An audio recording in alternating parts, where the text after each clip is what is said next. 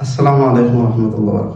বর্তমান বিশ্বে মুসলমান এবং কাফেরদের মধ্যে যুদ্ধ এত বড় আকার ধারণ করতেছে এবং এত বেশি ছড়িয়ে যাচ্ছে, মাঝে মাঝে মনে হয় যেন আল্লাহ রাসূল সাল্লাল্লাহু আলাইহি ওয়াসাল্লাম হাদিস শরীফের মধ্যে কিয়ামতের আগে মালহামায়ে কুবরা বা বড় যুদ্ধ সম্পর্কে যে ভবিষ্যৎবাণী করেছেন, সে যুদ্ধই যেন বাস্তবে রূপ নিতে যাচ্ছে। আসলে বিষয়টি কি এমন?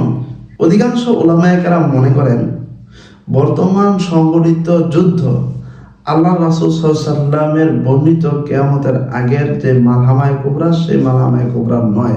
কারণ আল্লাহ রাসূল সাল্লাল্লাহু আলাইহি ওয়াসাল্লাম হাদিসের মধ্যে স্পষ্ট উল্লেখ করেছেন যে কিয়ামতের আগে সংঘটিত যুদ্ধে মুসলমানরা ইস্তাম্বুল বিজয় করবে, এরপরই দাজ্জাল আবির্ভূত হবে, ইমাম মাহদি আবির্ভূত হবেন এবং ঈসা ইবনে মারিয়াম আলাইহিস সালাম আবির্ভূত হবেন।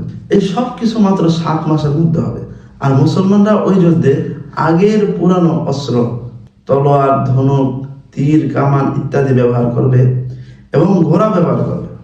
যেহেতু রাসূল কারীম সাল্লাল্লাহু আলাইহি ওয়াসাল্লামের বর্ণিত যুদ্ধের বর্ণনার সাথে বর্তমান যুদ্ধের কোনো মিল নেই, এই কারণে উলামায়ে কেরাম মনে করেন বর্তমান সংগঠিত এই যুদ্ধ আল্লাহ রাসূল সাল্লাল্লাহু আলাইহি ওয়াসাল্লামের বর্ণিত মালহামায়ে কুবরা বা কিয়ামতের আগের বড় যুদ্ধ নয়, বরং এই যুদ্ধ আরো পরবর্তীতে সংগঠিত হবে।